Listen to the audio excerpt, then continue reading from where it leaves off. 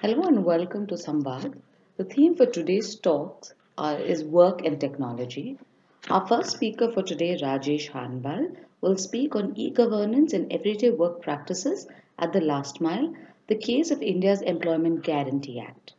Rajesh is a PhD student with research interests in understanding questions of transparency and accountability in the context of e-governance, especially with public service delivery systems.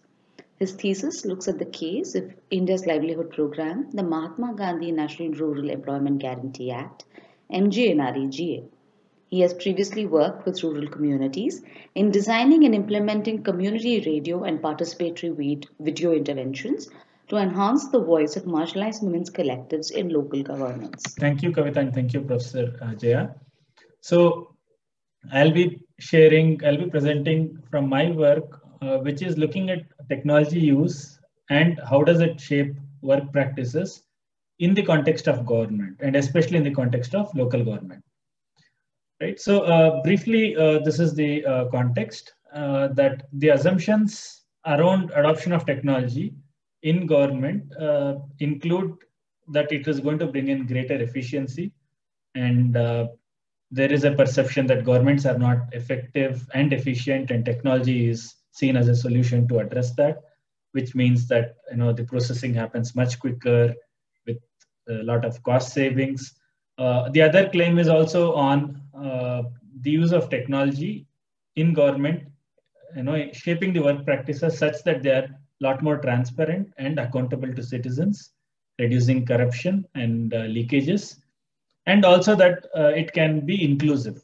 People who are traditionally excluded can now be included because things are digital and they have direct interaction with government, and there is no intermediation. So these are largely the claims that are made towards use of technology in government. Now, my work is trying to look at what happens in practice and how does the use of information communication technologies influence the everyday work practices of government. And largely, what does all this mean for citizens? What are its implications for governance as a whole? Now, my method involved case study approach, essentially in ethnography, where I was embedded in a social context, embedded in a work practice in a government office for about 4 to 5 months. And the case that I am looking at is what is called the MGNREGA.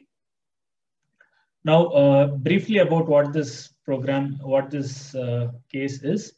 Now, this is a public works program. This is one of the world's biggest public works program, and it has 3 key objectives. The first objective is rural livelihood.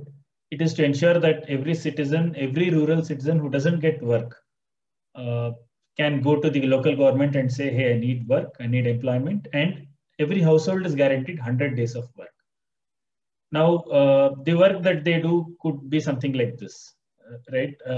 This is what is called an unskilled manual labor. So they do desilting of works, constructing of school compounds, drains, different watershed programs, such as multi-arch check dams that you see below here. Now, out of doing these kinds of programs, they get employment for at least 100 days. That is the guarantee that this act provides. Now, along with that, the other objective is that out of them doing these kinds of works, durable assets are created and it overall increases agricultural productivity. So what you have essentially is that, you have greater water security, you have soil conservation, drought proofing, all that. Now, the third key aspect is also that this adopts a rights-based approach. So what this means is that it is no longer a top-down program, but it's a demand-driven program. Citizens have a right to demand work, to also be part of the entire design of what works should be taken and what priority. And the assumption is that this eventually will have spillover effects, and eventually the local government itself is going to be a lot more participatory and a lot more accountable. Now,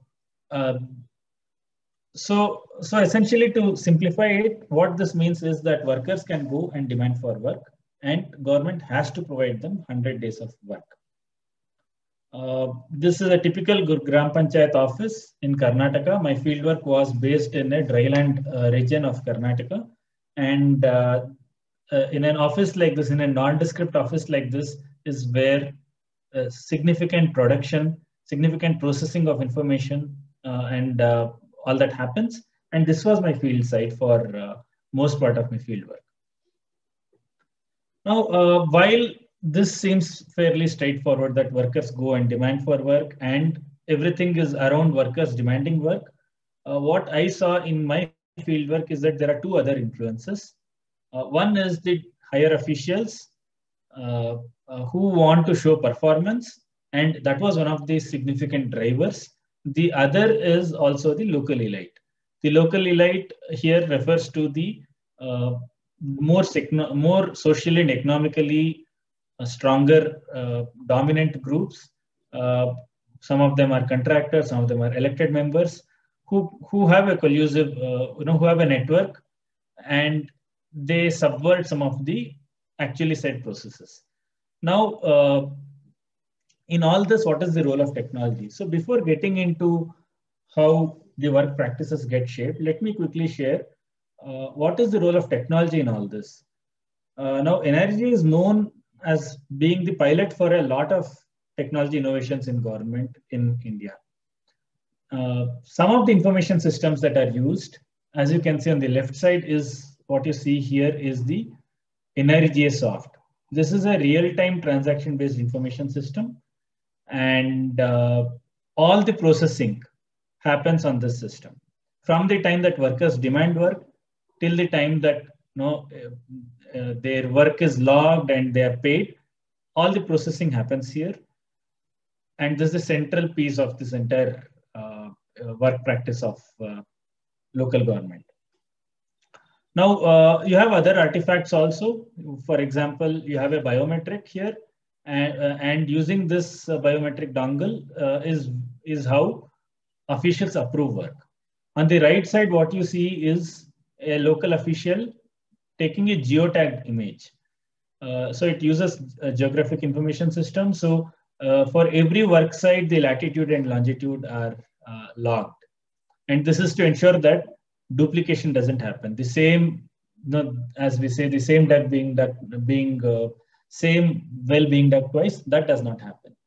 And what you see in the middle is the app, which is the Jan Manrega app, through which every citizen can see what are the works that are happening nearby. Now, this is the workflow, right? This is a simplified workflow, which has essentially 4 steps. One is the workers demand work. Second, work is provided by the local government.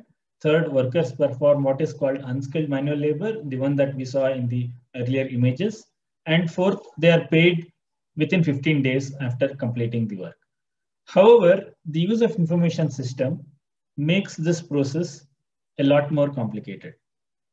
Now, this is the actual process that happens. And what you see here, steps 2, 8, and 13 are the steps from the past, right? Workers demand for work, they work at the work site, and they are paid and they withdraw money from the bank. However, what you see are a number of other steps, and what you see on the right column are the different information systems that come into play. And what you see here are the different actors who are involved.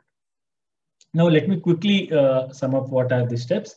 Even before workers demand work from the panchayat, what is required is that every worker has what is called a job card.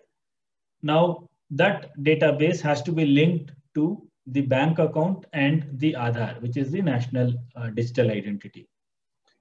This is to be done by the data entry operator in the Gram Panchayat. Now, after that, workers can go and demand for work. After this, the data entry operator, who is a key official in this larger scheme of things, he or she has to log this request for work in the information system, which is called the NRGA Soft, saying this particular household has demanded work from this date to this date. Engineers come in. The engineers, when I say here, the civil engineers, they come in and they are required to take a work estimate using a CAD. And this software is what is called a Secure. That's the name of the information system. After this, another local official called the barefoot technician has to go to that location, whichever is the work site, and take a GPS geotag image of it and update it in a different information system called the Bhuvan app, which is to be approved by the higher official. And after all this is when the data entry operator actually allocates work to the workers, saying that these many households are going to be working in this particular drain or compound construction for these many days. The workers actually work at the work site. And after this, there are a lot of processing that happens before the money actually comes, right? So, and I'll not get into this, but broadly to say that the payment happens through a national electronic fund management system, NEFMS, and the money is directly transferred into the wage seeker or the citizen's account. Now, this is a typical job card, and it has how many households are there and how many days have they requested for work and how many days have they been provided work. And this is what I was mentioning as the muster roll. This says that these many workers worked for these many days, and this marks their attendance. And this is the fund transfer order. This is to say that they have been paid this much money to this particular bank account. So these are the various different information systems that are used. The Energisoft that I mentioned, which is the central information system. Then there's the Bhuvan app, which is used for geotagging locations. There's a secure app or information system, which is used for CAD design. There is a NEFMS, which is used for fund transfer and financial management. And then there are other groups. There is a WhatsApp group, which official WhatsApp group of the officials and other information systems. This is the NRG information system I was mentioning. And I'll skip all this in the interest of time. Now, what are the implications of this use of information system and what does it mean for citizens, right? Now, as I was saying, there are different groups, at least 3 broad different groups, and the information system plays out differently for these 3 groups. And essentially, it is, it is a negotiation between these 3 groups and the use of information system, which results in the performance on NRGA. Now, let me begin with local elite. Right. So local elite, as I was mentioning, are the contractors and the elected members and the party workers. They are the more powerful groups who subvert the information system and the entire process. And let us look at them. So what happens here is that one of them says, "I've been getting work done since 2007, and it doesn't matter to me." This is one of the elite members telling me that all this information system makes no difference to me because I get work done. I come to the panchayat and I get the work done. So the actual process that happens for the local elite, what they actually do, this is a bit of a digression, but what actually happens is that they collect a few job cards and they get the work done through earth movers, which is a lot more economical than people putting in their manual labor. And the profit, which is about 80%, they save about 80%. Suppose a work costs 100 rupees, getting it done through manual labor. Through earth movers, it costs only 20 rupees. Right? So the rest of the 80 rupees, they pocket it, and that is to be divided by the all the elite. Now, the problem again here is that the money comes directly to the job card holders, whichever they are showing to be having done the work, it comes to their accounts. So then these members have to withdraw money from those accounts and then distribute the spoils. Now, this process is not always smooth. So initially, let us look at how it works. Now, one of the local elite is telling me it doesn't matter to him because everything is managed. All the information system and the NRGA and the NEFMS, everything is managed by the data entry operator and other officials who are very much part of this collusive network.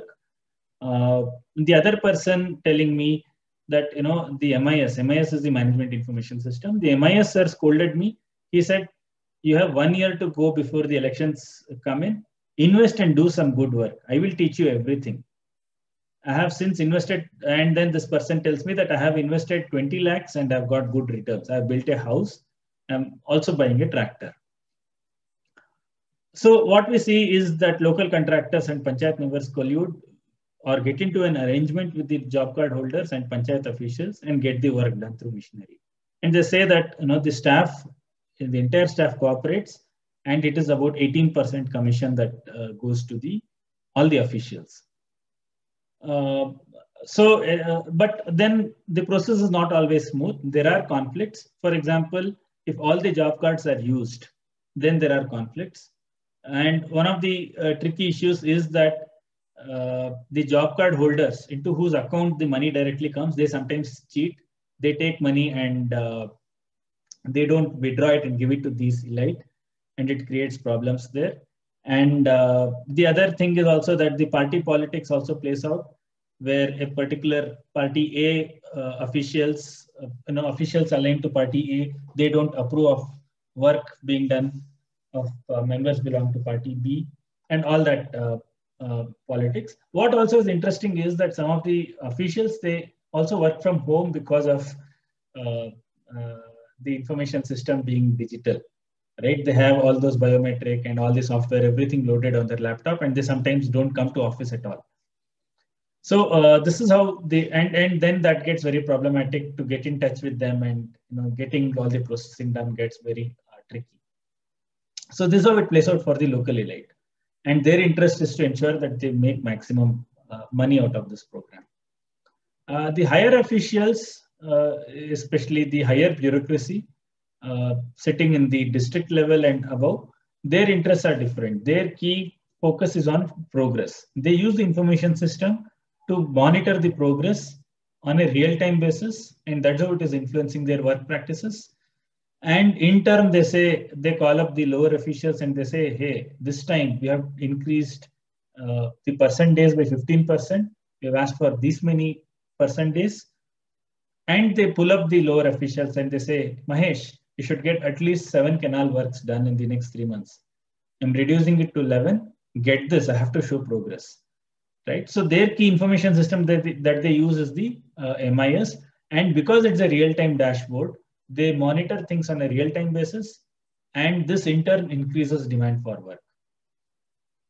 Now, they don't care whether citizens are working or how work is done, but for them, performance, they need to have good numbers out there.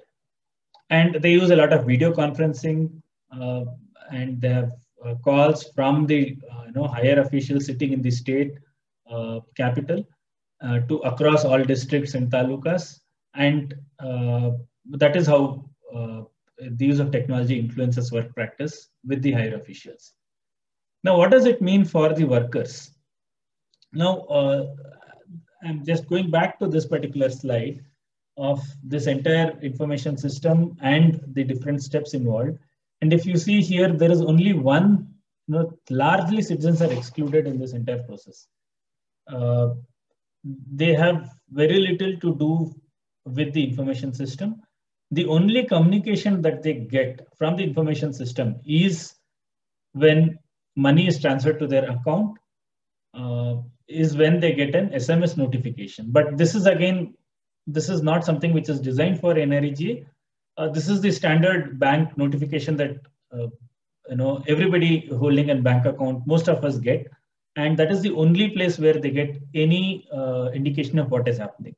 The rest of the process and who is supposed to process and who is not processing and where things are stuck is largely opaque to them, right? So essentially, workers say that their key interest is in getting work and getting paid on time. But often they say that payment is very delayed, and they say it comes whenever it comes. So we don't want to work. Though we are interested to work, we don't want to work because things are very unpredictable. And when I ask them, but why don't you go and follow up? They say, we don't know whom to ask. They say money has not come. We don't know from where money has not come. So there's a lot of opacity that is involved in this process for them, and for them it's a very high opportunity cost. When I say opportunity cost, going up, following with this entire process, understanding why things are stuck, where things are stuck, uh, uh, inferring and making sense of this entire information system, not just one but multiple information systems, is all too high an opportunity cost for them. And they said there is no process transparency at all. And there are added issues because of linkages between databases. The Aadhaar has to be linked with the bank account, which has to be linked with their job card. And there are known issues with all this. So, for example, many times they wouldn't know where to which bank account money has gone or which bank account is linked, right? And there is one app which is designed for them, which is the Jan Manrega app, which I earlier showed.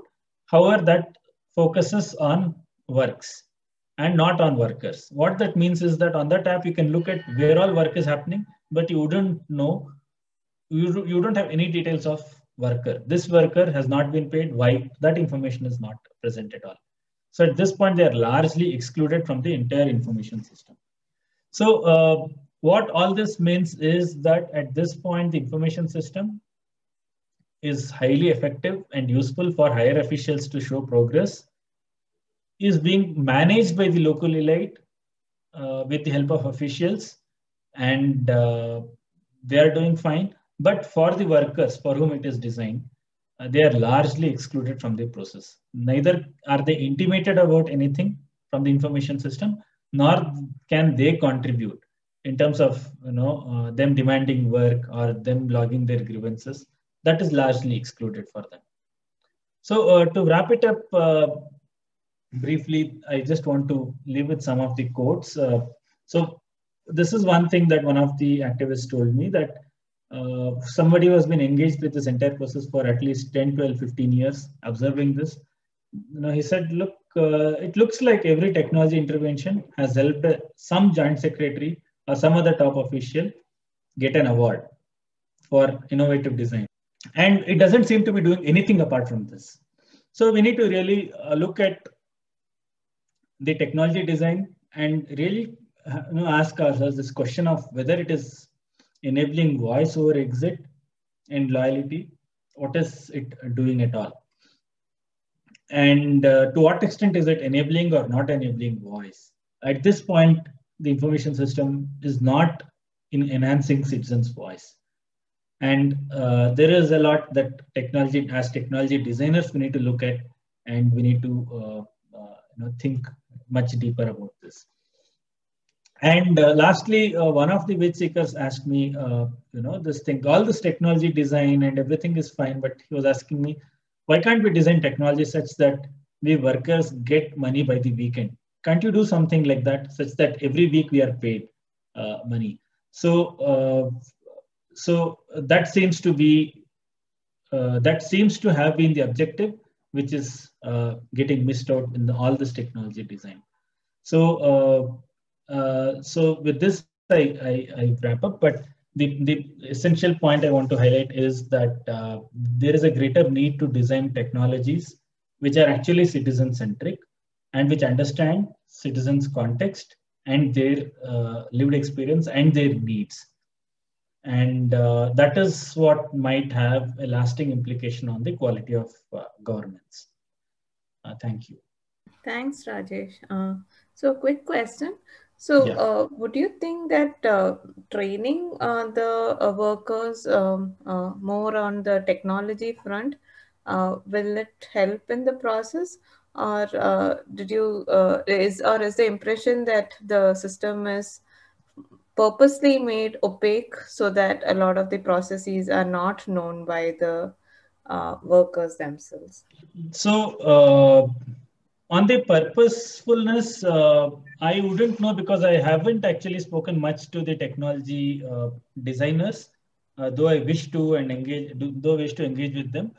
But what I can say is that in the technology design itself, rather than training them later on, of saying this is cast in stone and now we need to train you.